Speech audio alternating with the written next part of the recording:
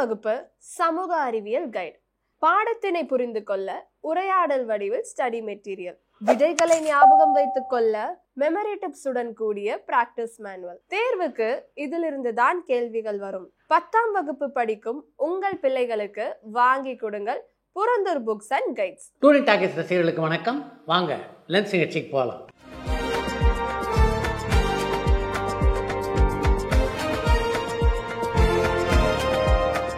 என்னம்மா முதல் கேள்வி? விஜயகாந்த் சார் வாழ்ந்த வீடு நினைவில்லமாக மாறுறதுக்கு வாய்ப்பு இருக்கான்னு சென்னையில இருந்து சந்தனகுமார் கேட்டிருக்காரு. விஜயகாந்துடைய அலுவலகத்துல அவருக்காக ஒரு அழகான ஆலயத்தை அமைத்திருக்கிறார்கள். அங்க தினமும் அன்னதானம் நடக்குது, பூஜைகள் நடக்கின்றன. அதனால விஜயகாந்துடைய இல்லம் நினைவில்லமாக மாறுவதற்கான வாய்ப்புகள் இல்லை. 9 ரூபாய் நோட்டு படம் வெற்றி படமா இல்ல தோல்வி படமான்னு அம்மாபேட்ல இருந்து சரவணன் கேட்டிருக்காரு. 9 ரூபாய் நோட்டு திரைப்படம், அந்த படத்திலே கதாநாயகனாக நடித்த சத்யராஜுக்கும் அந்த படத்தை இயக்கிய தங்கர் பச்சானுக்கும் மிகப்பெரிய பாராட்டுதல்களை பெற்று தந்தது. ஆனால் வெற்றி படமாக அமையல. இளையராஜா சாருக்கு வில்லு பாட்டை பத்தி தெரியாதுன்னு டைரக்டர் பாரதி கண்ணன் உங்க பேட்டியில சொல்லியிருந்தாரு. ஆனா 1992ல வில்லு பாட்டுக்காரன் ஒரு படத்துக்கு இளையராஜா சார் மியூசிக்ஸ் பண்ணியிருந்தாரு. இதை பத்தின உங்க கருத்து என்னன்னு ராணிப்பேட்ல இருந்து வேணுகோபால் கேட்டிருக்காரு. வில்லு பாட்டுக்காரன் என்ற படத்துக்கு இசையமைத்ததுனாலேயே வில்லுப்பாட்டை பற்றி முழுமையாக இளையராஜாவுக்கு தெரியும் அப்படின்னு எடுத்துக்கொள்ள முடியாது. பாரதி கண்ணனை பொறுத்தவரையிலே அந்த நேர்காணலில் இளையராஜாவுக்கும் தனக்கும் நடந்த உரையாடலை பற்றி மிகவும் நேர்மையாக அவர் பதிவு செய்திருந்தார் அப்படின்னு தான் நான் நினைக்கிறேன். பிரசாந்த் அடுத்ததா டைரக்டர் ஹரி படத்தில் நடிக்க போறாரா இல்ல court state versus nobody Telugu படத்தின் ரீமேக் தமிழ்ல நடிக்க போறாரான்னு சேலம்ல இருந்து சிரஞ்சீவி கேட்டிருக்காரு. அடுத்து கோட் ஸ்டேட் வர்சஸ் நோபடி என்ற திரைப்படத்திலே பிரசாந்த் நடிப்பதற்கான வாய்ப்புகள் தான் பிரகாசமாக இருப்பதாக நான் நினைக்கிறேன். ஒரு பக்கம் ஹரி படத்தினுடைய டிஸ்கஷன் நடந்து கொண்டிருந்தாலும் இதுதான் முதல்ல துவங்கும் அப்படின்றது தான் என்னுடைய கணிப்பு. பிரசாந்துடைய தந்தையான தியாகராஜனே அந்த படத்தை இயக்குவார் அப்படின்றது தான் என்னுடைய எதிர்பார்ப்பு. டப்பிங் ஆர்டிஸ்ட் ஜானகி பற்றி உங்களால் சொல்ல முடியுமா? அவங்க எத்தனை படத்துக்கு டப்பிங் பண்ணியிருக்காங்கன்னு விஜய் பிரீத் ஒசூர்லேருந்து கேட்டிருக்காரு. ஏவிஎம் நிறுவனத்துக்கு மிகப்பெரிய வெற்றியை தேடி தந்த திரைப்படம்னா அது பூ கைலாஸ் என்ற திரைப்படம். அந்த திரைப்படத்தில் தான் டப்பிங் ஜானகி முதலாக இந்த திரையுலகத்திலே அறிமுகமானார். அதற்கு பின்னாலே பல படங்களுக்கு அவர் டப்பிங் பண்ணியிருந்தாலும் அவர் டப்பிங் பண்ண படங்களுடைய எண்ணிக்கையை விட அவர் நடித்த படங்களுடைய எண்ணிக்கை இருக்குது, அது மிக அதிகம் அப்படின்னு நினைக்கிறேன். தமிழ், தெலுங்கு, கன்னடம் ஆகிய 3 மொழிகளிலும் பல குணச்சித்திர பாத்திரங்களை நடித்தவர் தான் ஜானகி. 1949ல் ரிலீஸ் ஆன படம் வாழ்க்கை. இந்த படத்தை ப்ரொடியூஸ் பண்ணது ஏவிஎம். அதுக்கப்புறம் சித்ரா சார் நீங்கள் 1984ல் வாழ்க்கை படத்தை ப்ரொடியூஸ் பண்ணியிருந்தீங்க.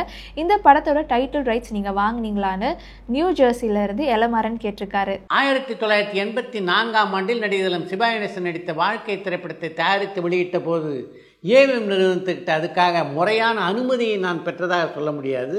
ஆனால் வாழ்க்கை அப்படின்ற பேரில் நான் அடுத்து ஒரு படத்தை தயாரிக்க இருக்கிறேன், சிவாஜி தான் அதில் கதாநாயகனாக நடிக்க இருக்கிறார் அப்படின்ற தகவலை ஏவிஎம் சரவணனும் நான் சொன்னேன். ஏவிஎம் சரவணனுக்கும் எனக்கும் நல்ல நட்பு இருந்த காரணத்தினால அவர் எந்த ஆட்சேபனையும் அதற்கு தெரிவிக்கவில்லை. விக்ரம் பிரபு அடுத்து என்ன படத்தில் நடிச்சிட்டு இருக்காருன்னு கள்ளக்குறிச்சியிலேருந்து தவமணி கேட்டிருக்காரு. அடுத்து விக்ரம் பிரபுடைய நடிப்பிலே வெளியாக இருக்கின்ற படம்னா அது காட்டி என்ற திரைப்படம். அந்த படத்தில் முக்கியமான கதாபாத்திரத்தை நடித்திருப்பவர் அனுஷ்கா.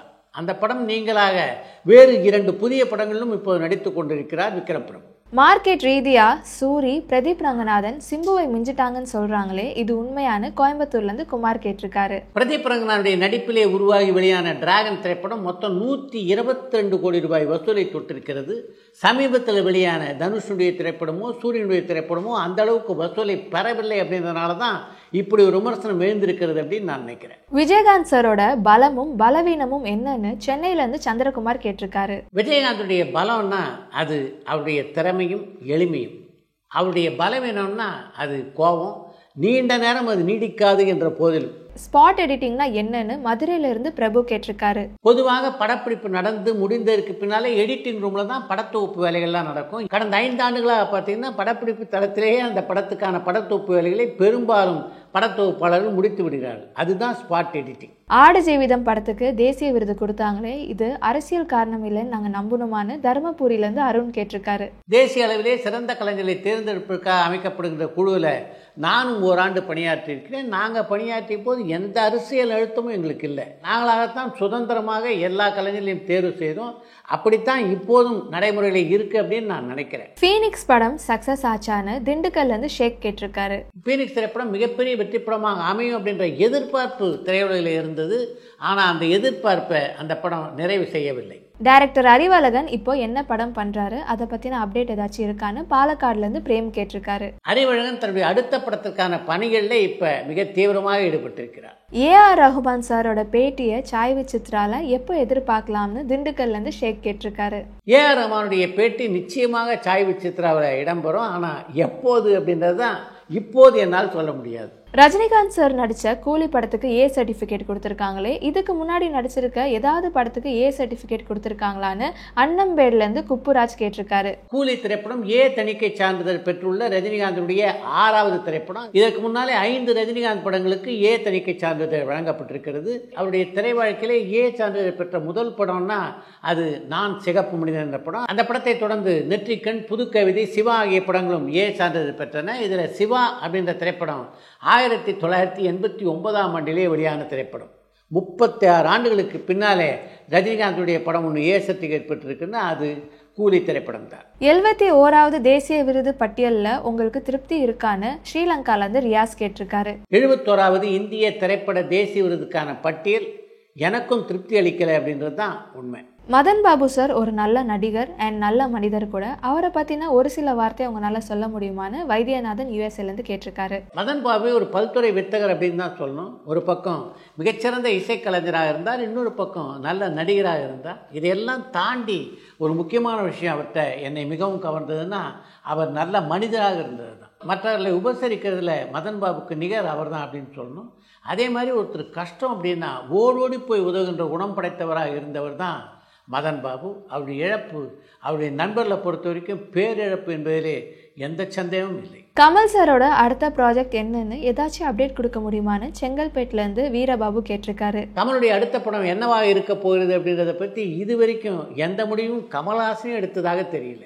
ரஜினிகாந்த் சார் படத்துக்கு எப்போதும் நான் என் குடும்பத்தோட போவேன், ஆனால் கூலி படத்தோட ட்ரைலர் பார்த்ததுக்கு அப்புறம் என் குடும்பத்தோட போக முடியுமான்னு சவுதியில இருந்து பாபு கேட்டிருக்காரு. உங்களுடைய வருத்தம் நியாயமான ஒன்றுதான். கூலி திரைப்படத்தை திரையரங்கிலே உங்களுடைய குழந்தைகளை எல்லாம் அழைத்து கொண்டு போய் பார்க்க முடியாது அப்படின்றது உண்மைதான். மாறாக ஓடிடியில் அந்த படம் திரையிடப்படும் போது குடும்பத்தோடு அந்த படத்தை நீங்கள் பார்த்து ரசிக்கலாம்.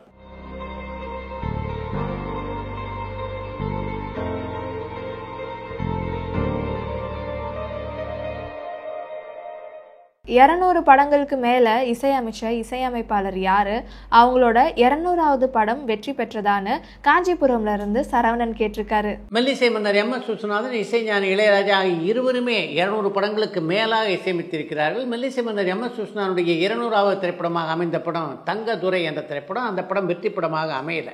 இளையராஜாவுடைய இசையிலே 200வது திரைப்படமாக வந்த படம் கண்ணே ராதா என்ற திரைப்படம். அந்த படம் மிகப்பெரிய வெற்றி படமாக அமையலைன்னாலும் சராசரி வெற்றி படமாக அமைந்தது. அடுத்து இன்று ஒரு தகவல்.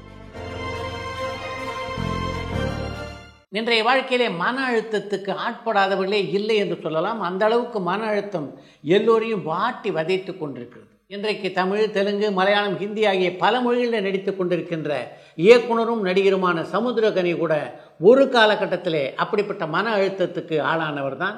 அவர் வாழ்க்கை நடந்த ஒரு சம்பவத்தை தான் இன்றைய நிகழ்ச்சியிலே உங்களோடு நான் பகிர்ந்து கொள்ள இருக்கிறேன். சமுத்திரகனுடைய இயக்கத்தில் உருவாகி வெளியான படம் தான் நிறைஞ்ச மனசு என்ற திரைப்படம். விஜயகாந்த் தான் அந்த படத்தினுடைய கதாநாயகன். அந்த படம் வெற்றி படமாக அமையலை. அந்த படம் தோல்வியடைந்த உடனே உலகமே இருண்டு போனது போல் இருந்ததாம் சமுத்திரகனிக்கு. அடுத்து நாம் என்ன பண்ண போகிறோம், யார் நமக்கு வாய்ப்பு கொடுக்க போகிறாங்க அப்படின்லாம் சமுத்திரகனி யோசித்து பார்த்தபோது அவருக்கு எதிர்காலமே இருண்டதாக தெரிந்ததாம். அந்த மன அழுத்தத்திலிருந்து என்னால் விடுபடவே முடியல.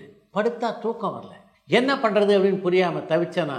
இப்படியே இருந்தோம்னா நிச்சயமாக நமக்கு பைத்தியம் பிடிச்சிடும். அதனால் உடனடியாக வேறு வேலை ஏதாவது தேடணும் அப்படின்னு முடிவெடுத்தேன். அப்போ பருத்திவீரன் படத்தினுடைய படப்பிடிப்பில் இருந்தார் அமீர். அவருடைய படப்பிடிப்புக்கு போய் நின்று நான் இந்த படத்தில் வேலை செய்கிறேன் அப்படின்னு அமீர்கிட்ட சொன்னேன். நீங்கள் ஏற்கனவே 2 படம் டைரக்ட் பண்ணியிருக்கீங்க, அடுத்த படத்தை டைரக்ட் பண்ணுற வேலையை பார்க்காம எதுக்கு உதவி இயக்குனராக வரீங்க அப்படின்னு என்னை பார்த்து கேட்டார் அமீர். நிறைஞ்ச மனசு படத்தினுடைய தோல்விக்கு அப்புறம் எதை பார்த்தாலும் எனக்கு பயமாக இருக்குது, ஆனாலும் இந்த படத்தில் நான் பணியாற்ற அனுமதியுங்கள் அப்படின்னு அமீர்கிட்ட கேட்டுக்கிட்டேன். அவரும் பெருந்தன்மையோடு அதற்கு ஒப்புக்கொண்டார். அதுக்கப்புறம் பார்த்தீங்கன்னா 2-3 மாதங்கள் தொடர்ந்து அந்த படத்தினுடைய படப்பிடிப்பில் தான் முழுமையாக ஒரு நாளைக்கு 20 மணி நேரம் கூட வேலை செஞ்சேன். பருத்தி வீரன் படத்தில் மட்டும் வேலை செய்யாமல் இருந்திருந்தேன்னா நிச்சயமாக மன அழுத்தத்திலிருந்து என்னால் வெளியே வந்திருக்கவே முடியாது அப்படின்றது தான் உண்மை. ஒரு விஷயம் நம்முடைய மனதிலே திரும்ப திரும்ப பிரச்சனைகளை உருவாக்கி கொண்டிருந்தது என்றால் அதிலிருந்து விடுபடுவதற்கு இன்னொரு வேலையில் பயணிப்பது தான் மிகச்சரியான வழி. அதைத்தான் நான் அந்த கட்டத்தில் செஞ்சேன். பருத்திவரன் படத்திலே பணியாற்றியதனால தான் மன அழுத்தத்திலிருந்து என்னால் விடுபட முடிந்தது. அப்படி விடுபட்டதன் காரணமாக தான் அடுத்தடுத்து பல படங்கள் இயக்குகின்ற வாய்ப்பு எனக்கு கிடைத்தது. இன்றைக்கு பல படங்களில் நான் நடித்து கொண்டிருக்கிறேன். இன்னொரு பக்கம் இயக்கம் செய்கிறேன் என்றால் அதுக்கு முக்கியமான காரணம் அன்று நான் எடுத்த சரியான முடிவுதான் என்று ஒரு பத்திரிகை பேட்டியிலே பகிர்ந்து கொண்டிருக்கிறார் இயக்குனர் சமுத்திரக்கனி. இத்துடன் இன்றைய லென்ஸ் நிகழ்ச்சி நிறைய பெறுகிறது. மீண்டும் அடுத்த லென்ஸ் நிகழ்ச்சியிலே சந்திப்போம். பரபரப்பான சினிமா செய்திகள், நட்சத்திரங்களின் பேட்டிகள், சினிமா வரலாறு ஆகியவற்றை பார்க்கவும் படிக்கவும் உங்களுக்கான இணையதளம் touringtalkies.co.